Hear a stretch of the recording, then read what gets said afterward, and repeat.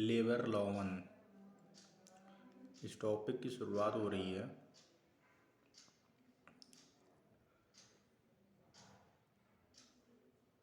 औद्योगिक विकास, या इसको कहते हैं औद्योगिक विवाद। यह होता क्या है? इंडस्ट्रियल डिस्प्यूट्स इसे हम कहते हैं। औद्योगिक विवाद अधिनियम 1947 का है। 1947 का है। उसमें धारा 2 औद्योगिक विवाद को बतलाती है। ऐसे विवाद से अभिप्राय नियोजकों एवं नियोजकों तथा कर्मचारियों और कर्मचारियों तथा कर्मचारियों के बीच कोई ऐसा विवाद या मतभेद अभिप्रेत है जो किसी व्यक्ति के नियोजन तथा अभियोजन या नियोजन के निबंधनों टर्म्स ऑफ एम्प्लॉयमेंट जिसे कि हम कहते हैं या श्रम की शर्तों से सशक्त है। ऐसे विवाद मुख्य रूप से पूंजीवादी अर्थव्यवस्था की देन है। औद्योगिक विकास में मुख्यतः आर्थिक, राजनीतिक तथा प्रबंध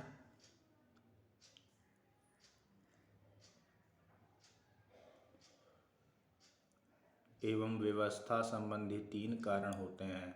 व्यक्तिगत संविदा के स्थान पर सामूहिक सौदेबाजी काम में लाई जाती है। आधुनिक युग में इस प्रकार की सामूहिक मांगें ही अधिकांश विवाद का कारण होती हैं और विवाद का रूप धारण करती हैं। यह होती है इंडस्ट्रियल डिस्प्यूट्स, जिसे हम धारा 2 1947 के अंतर्गत जानते हैं, अथवा इससे यह साबित हो रहा है कि कोई भी अर्थव्यवस्था पूंजीवादी के ऊपर ही आधारित है। औद्योगिक विवाद अधिनियम 1947 के अंतर्गत राष्ट्रीय अधिकरण, जिसको हम इंग्लिश में कहते हैं national tribunal under the industrial dispute acts, इसके ये 1947 की अंतर्गत आती है। राष्ट्रीय अधिकरण, नेशनल ट्रिब्यूनल जिसे हम कहते हैं।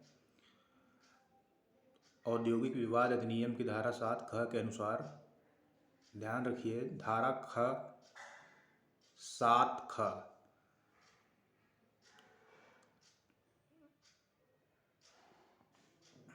के अनुसार ये वे न्यायाधिकरण हैं जिन्हें केंद्रीय राजपत्र सरकारी गजट में विज्ञापित करके उन औद्योगिक विवादों के विनिर्णय के लिए गठित करती है। उसकी राय में राष्ट्रीय महत्व के प्रश्नों के अंतर्गत होते हैं, अथवा जो ऐसी प्रकृति के मामले होते हैं जिसमें एक से अधिक राज्यों में स्थापित औद्योगिक व्यवस्थापनों का लगाव है।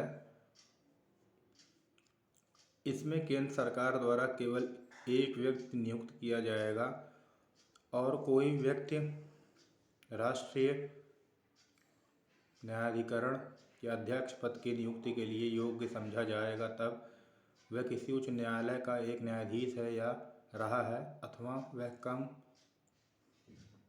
से कम 2 वर्ष की अवधि तक औद्योगिक न्यायाधिकरण का अध्यक्ष या सदस्य रह चुका है।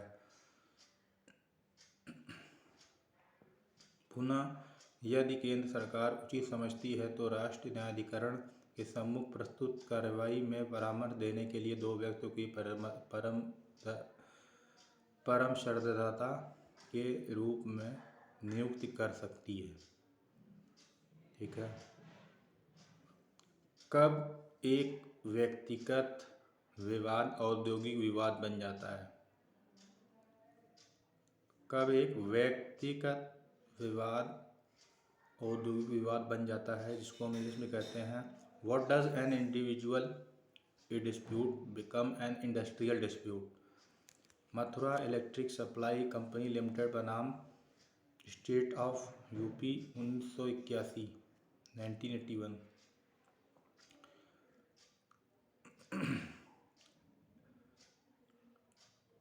SCC 623 में उच्चतम न्यायालय ने औद्योगिक विवाद तथा व्यक्तिगत विवाद पर व्यापक प्रकाश डाला है। इसके अनुसार एक ही कर्मकार की सेवा विभुक्ति से संबंधित विवाद का रेफरेंस धारा 2 के लागू होने के पूर्व सेवा विभुक्त की गई थी और विवाद उठाया गया था। कर्मकार यूनियन की सदस्यता के कारण यूनियन तथा अधिकांश कर्मकारों के मामले को उठाया था। तथ्यों के आधार पर संदर्भित विवाद को औद्योगिक विवाद माना गया, न कि व्यक्तिगत विवाद। सर्वप्रथम स्वदेशी कॉटन मिल्स लिमिटेड बनाम उनके कर्मकार 1953 फर्स्ट ALJ 1 में निर्णीत किया गया था कि व्यक्ति कभी औद्योगिक विवाद उठा सकता है। उच्चतम न्यायालय ने न्यूज़पेपर लिमिटेड बनाम ट्रिब्यूनल यूपी और अन्य AIR 1957 SC 532 में इसमें संबंधित विवाद को समाप्त करते हुए निर्णीत किया है कि नियोजक और अकेले कर्मकार के बीच विवाद औद्योगिक विवाद की परिभाषा के अंतर्गत नहीं आता है, लेकिन यदि एक वैयक्तिक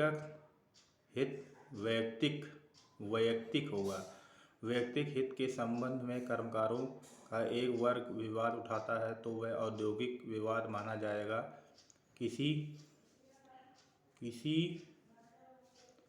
के देखिए समझना जरूरी है कि किसी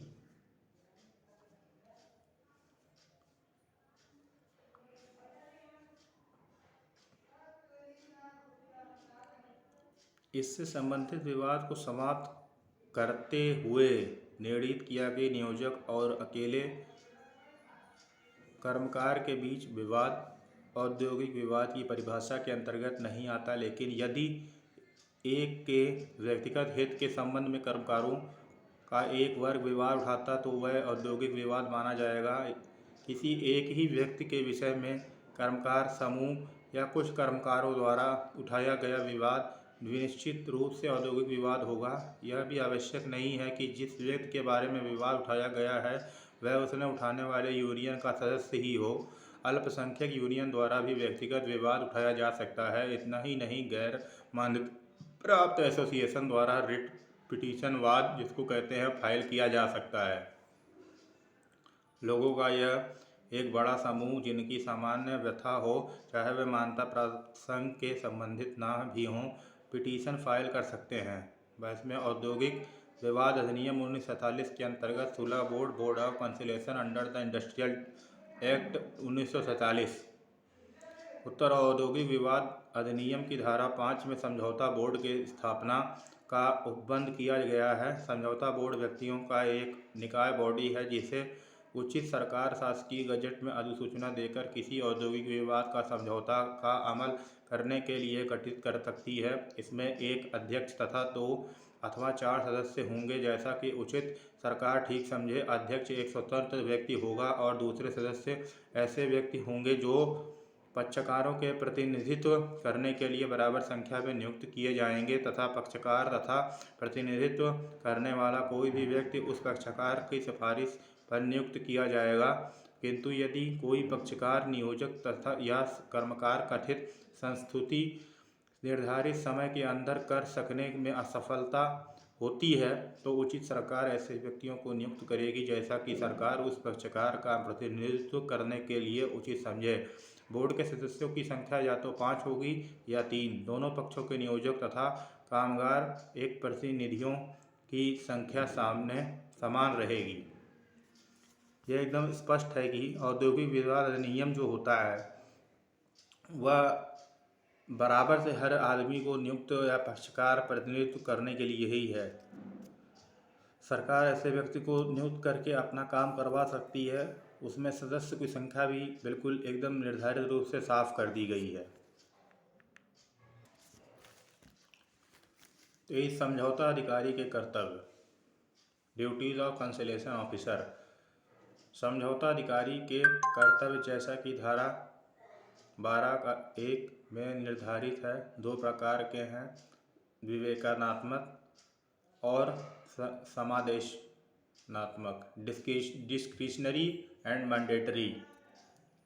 जहाँ कोई औद्योगिक विवाद अस्तित्व में है अथवा उसने उत्पन्न होने की संभावना है वहाँ समझौता अधिकारी तथा विहित रूप में समझौता कार्रवाई कर सकता है तथा यहाँ विवाद एक लोकोपयोगी सेवा से संबंधित है और धारा 22 के अंतर्गत नोटिस दी जा चुकी है। वहाँ समझौता अधिकारी यथाविहित रूप से समझौता की कार्यवाही करेगा।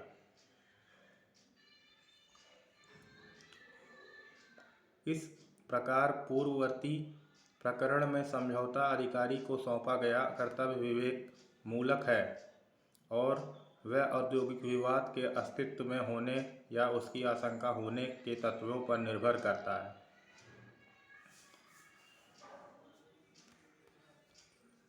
कार्य समिति, जिसको हम कहते हैं वर्क कमेटी, औद्योगिक विवाद अधिनियम की धारा 3 एक कार्य समिति की व्यवस्था देती है, जिसके अनुसार किसी औद्योगिक संस्थापन के मामले में जिसमें पिछले 12 महीनों में किसी दिन 100 या अधिक मुक्त नियुक्त होते हैं, समूची सरकार अपनी सामान्य या विशेष आज्ञा द्वारा नियोजक से अपेक्षा करेगी कि वह निर्धारित रीत में एक कार्य समिति का, जिसमें संस्थापन एस्टेब्लिशमेंट जिसे हम कहते हैं, में लगे हुए मालिकों और कर्मचारियों का स्थान हो, गठन करे। इस समिति में कामगारों के प्रतिनिधि की संख्या नियोजक के प्रतिनिधियों से कम नहीं होगी। इस समिति में अधिकतम 20 सदस्य हो सकते हैं। ठीक है। नियोजक और नियोजितों की संख्या बराबर बराबर होगी। संस्थापन प्रतिष्ठापन में लगे हुए कर्मचारियों में से निर्धारित रीत द्वारा कामगारों के प्रतिनिधियों का चुनाव होगा और यदि कोई पंजीकृत श्रमिक संघ इंडियन ट्रेड यूनियन अधिनियम 1926 के अंतर्गत है पंजीकृत, तो उसे भी परामर्श लिया जाएगा। औद्योगिक विवाद अधिनियम 1947 के अंतर्गत जन उपयोगिक सेवाएं, इसको हम इंग्लिश में कहते हैं public utility services under industrial disputes act 1947 अथवा लोक उपयोगी सेवाओं से आप क्या समझते हैं? What do you mean by public utility services? इसमें यह पता चलता है कि औद्योगिक विवाद अधिनियम धारा 2 में दी गई परिभाषा के अनुसार जन उपयोगी सेवा का अर्थ है कोई रेलवे सेवा, वायुमार्ग द्वारा यात्री अथवा माल ले जाने के लिए कोई परिवहन सेवा, किसी महापत्तन या बंदरगाह के कार्य संचालन में या उससे संबंधित कोई सेवा, किसी औद्योगिक संस्थापन को ऐसा कोई उपविभाग जिसमें काम होते रहने पर उस संस्थापन का यह उसमें नियोजित कर्मकारों के का क्षेत्र निर्भर करता है, कोई डाक या तार या टेलीफोन सेवा, कोई उद्योग या जो जनता को विद्युत शक्ति, प्रकाश या जल का प्रदाय करता है, लोक शौच जिसको हम कंजर्वेंसी भी कह सकते हैं, या स्वच्छता की कोई पद्धति जो कि प्रथम अनुसूची में उल्लेखित कोई ऐसा उद्योग जैसे कि संसूचित सरकार, यदि उसका इस बात का समाधान हो गया कि लोक आपात या लोकहित में ऐसा करना अपेक्षित है, राजकीय राजपत्र में अधिसूचना द्वारा इस अधिनियम में प्रयोजनार्थ जिसको हम कहते हैं कंजर्वेंसी, ऐसा करना अपेक्षित है। राजकीय राजपत्र में अधिसूचना द्वारा इस अधिनियम में प्रयोजनार्थ और उतनी कालावधि के लिए जितनी की उस अधिसूचना में उल्लेखित हो लोकोपयोगी सेवा घोषित कर दे। ठीक है।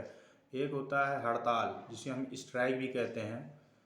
हड़ताल एक से प्राय किसी उद्योग में नियोजित श्रमिकों द्वारा मिलकर काम बंद कर देने व सम्मिलित होकर काम स्वीकृत करने से इनकार कर देने से है।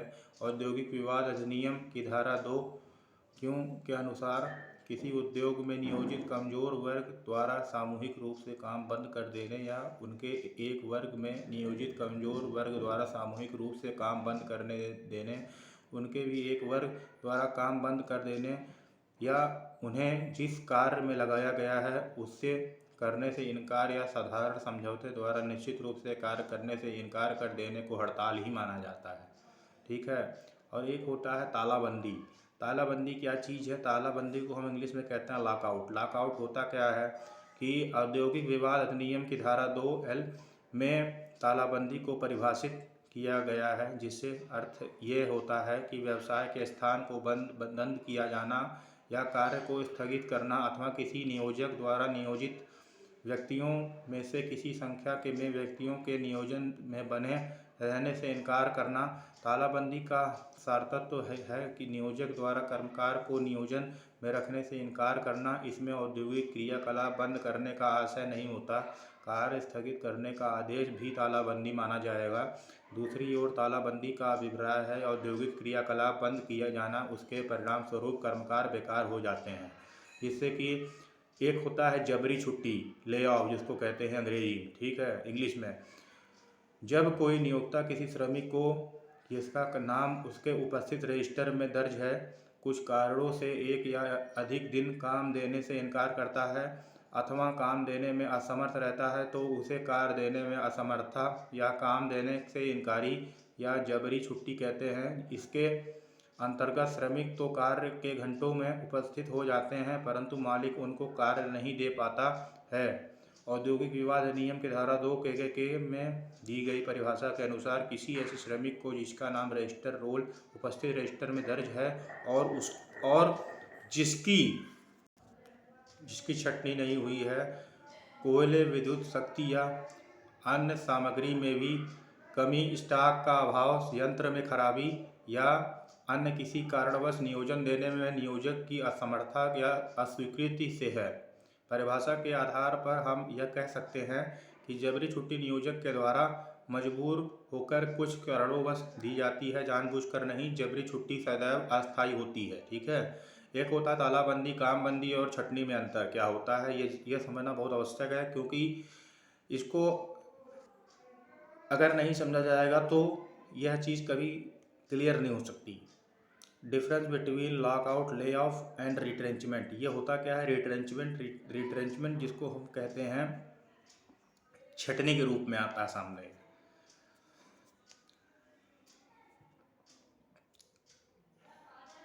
तालाबंदी में क्या होता है, पहले नियोजक द्वारा नियोजन स्थान का अस्थायी रूप से बंद किया जाता है, ठीक है। तालाबंदी का उद्देश्य श्रमिकों पर इस बात का दबाव डालना है कि वे नियोजन विषयक शर्तों के बारे में अपनी मांगों में कमी करें, ठीक है। नियोजक कर्मकार का संबंध समाप्त नहीं होता। नियोजन स्थल की तालाबंदी के कारण कर्मकारों की शर्तें हैं, ठीक है। कामबंदी, जबरी छुट्टी, ले ऑफ जिसको हम कहते हैं, इसमें कर्मकारों के स्थायी रूप में काम से अलग रखा जाता है। कर्मकारों को अस्थायी रूप से अलग रखने का कारण नियोजन प्रदान करने में से असमर्थता है। नियोजन कर्मकार का संबंध समाप्त नहीं होता, केवल निलंबित हो रहता है। जबरी छुट्टी से किसी नियोजक द्वारा किसी कर्मकार को कोयले या कमी या विद्युत शक्ति की कमी या कच्चे माल की कमी या स्टॉक जमा हो जाने या यंत्र भंग के कारण नियोजन देने में असफल होना है। रिट्रेंचमेंट में क्या होता है, नियोजक द्वारा कर्मकार की सेवा या समापन किया जाता है। सेवा समापन अधिशेष कर्मचारियों का होता है। नियोजक कर्मकार का संबंध समाप्त हो जाता है। सेवा का समापन अनुशासनात्मक कार्रवाई के रूप में दंड स्वरूप नहीं होता। एक होता है कामबंदी, छटनी और बंदी में अंतर। इसे हम कहते हैं lay off, retrenchment and closure. कामबंदी, पहले तो ये समझना जरूरी, जबरी छुट्टी जिसे हम कहते हैं, जबरी छुट्टी वह होती है जिसे कि इसमें कर्मकारों को अस्थायी रूप से काम से अलग रखा जाता है, ठीक है। कर्मकारों को अस्थायी रूप से अलग रखने का कारण नियोजन प्रदान करने से असमर्थता है।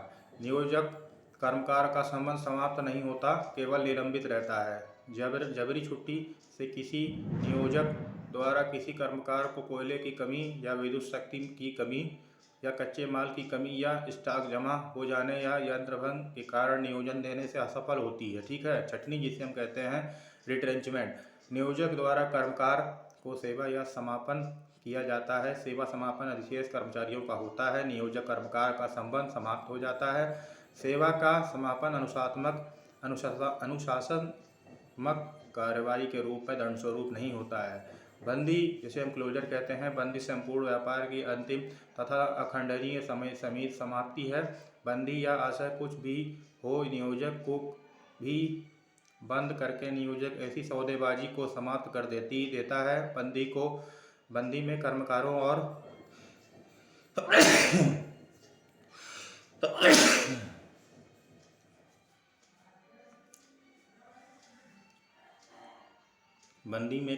और नियोजकों के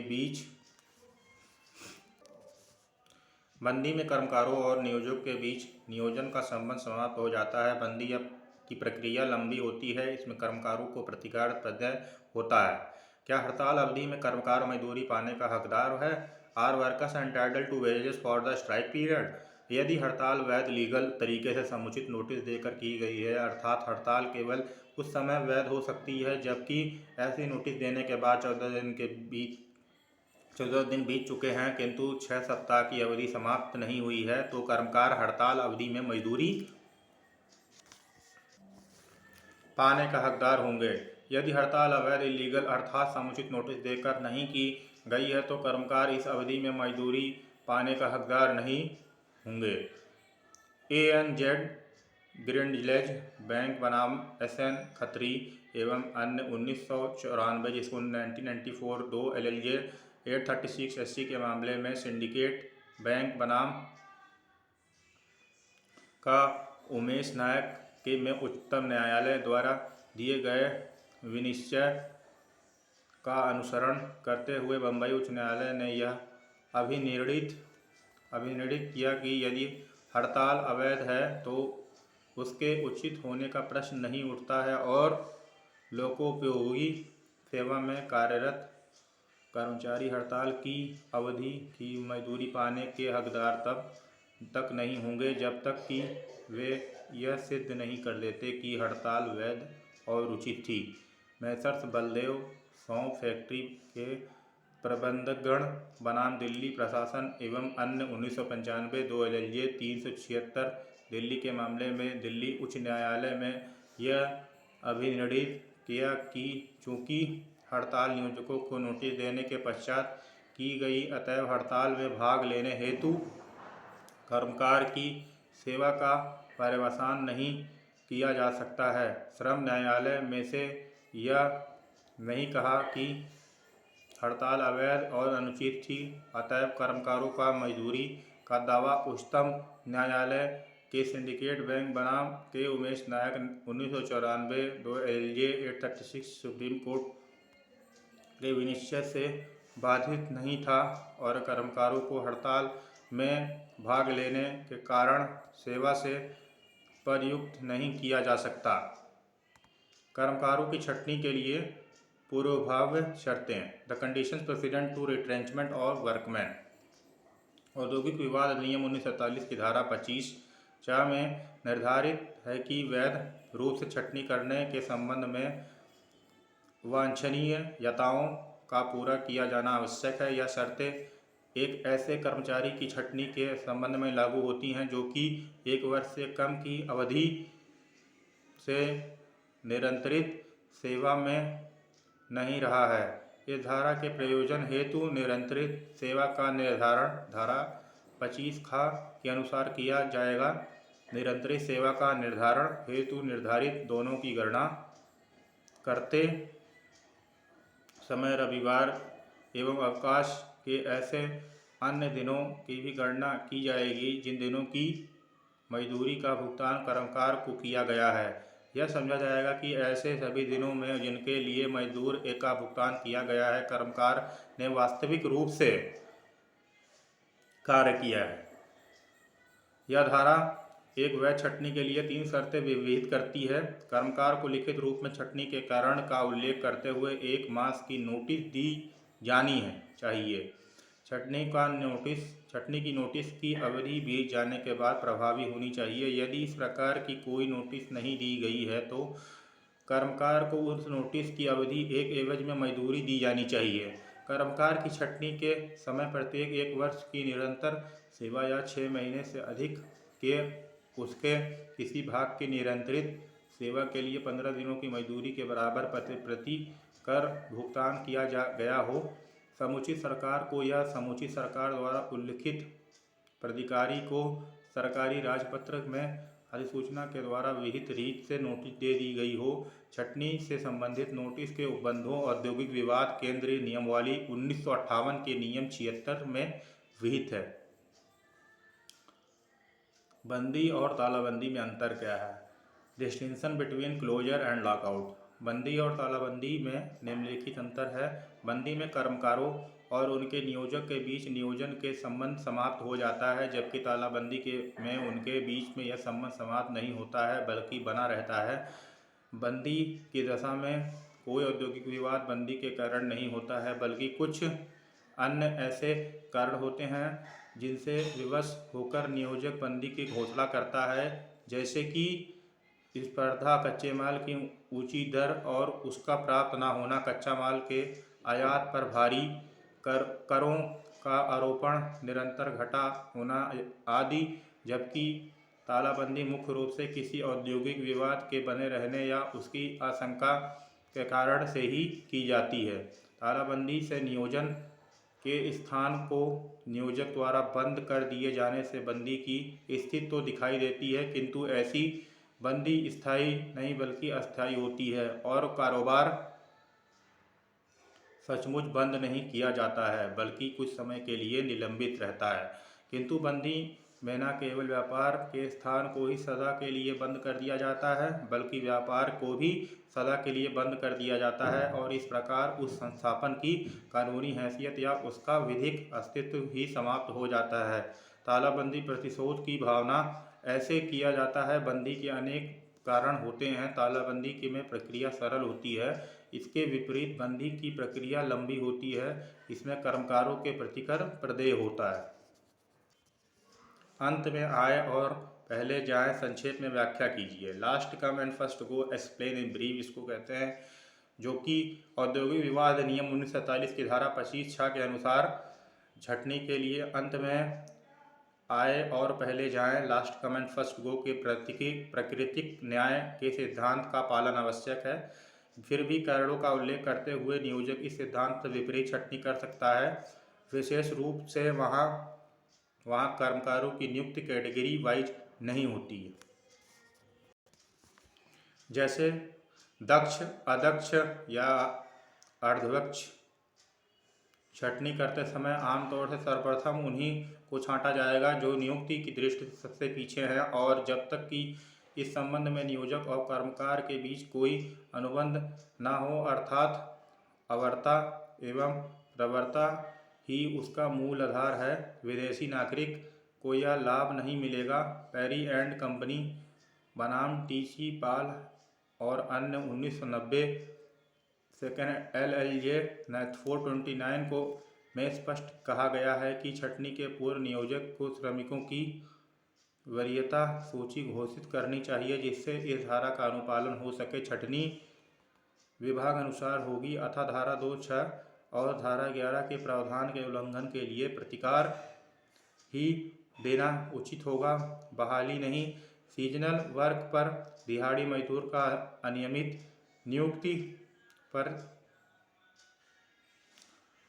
छटनीशुदा यह नहीं कह सकता कि उससे जूनियर को रहने दिया गया है।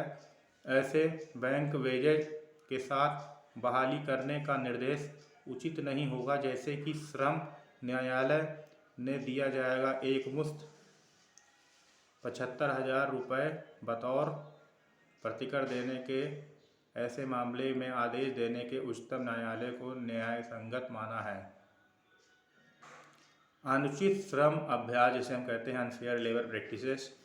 अनुचित श्रम अभ्यास होता क्या है कि औद्योगिक विवाद अधिनियम 1947 में औद्योगिक विवाद संशोधन अधिनियम 1982 1992 के द्वारा अध्याय 5 जोड़ा गया है। इस अध्याय द्वारा अनुचित श्रम व्यवहार को प्रतिशोधित किया गया। इस अध्याय के अंतर्गत समेहित धारा 25(9) के अंतर्गत यह प्रावधानित किया गया है कि नियोजक, कर्मकार अथवा व्यवसाय संघ में इनमें से कोई भी, चाहे वह व्यवसाय संघ अधिनियम 1926 के अधीन पंजीकृत है अथवा नहीं, अनुचित श्रम व्यवहार नहीं करेगा।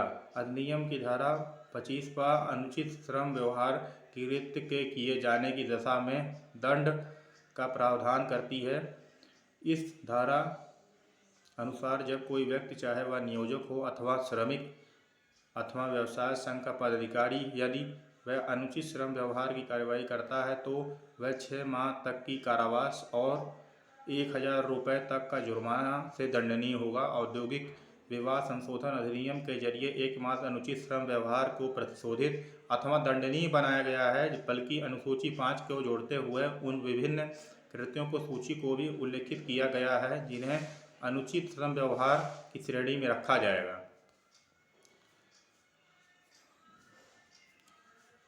एक होता है औद्योगिक विवाद अधिनियम 1947 के अंतर्गत कंपनियों आदि द्वारा अपराध। ये क्या होता है? Offences by companies act under the industrial dispute act 1947। ये होता क्या है? अधिनियम की धारा 32 यह प्रावधानित करती है कि जब कोई अपराध मुख्य रूप से कंपनी द्वारा किया जाता है या किसी अन्य निगमित निकाय अथवा व्यक्तियों के लिए समूह द्वारा किया जाता है, तो इसके लिए न केवल कंपनी अथवा निकाय बल्कि प्रत्येक निदेशक, प्रबंधक अथवा प्रबंध से संबंधित कोई अन्य व्यक्ति भी जिम्मेदार हो सकेगा। इसके लिए अभियोजन पक्ष को मात्र यह साबित करना होगा कि वैध पंचायत अस्तित्व में है और जिसे क्रियान्वित नहीं किया गया है, और जिन व्यक्तियों द्वारा क्रियान्वयन नहीं किया गया है वे व्यक्ति कंपनी से किसी भांति संबंधित हैं।